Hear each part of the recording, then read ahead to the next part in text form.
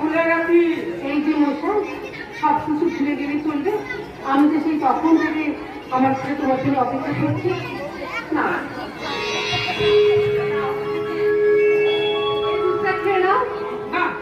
আমি দুধ খাবো না কেন দুধ খাবে না আমি কি প্রতি বাচ্চা যে আমি দুধ খাবো আমি এখন বড় হয়ে গেছি আমি মদ খাবো তুমি মদ খাবে না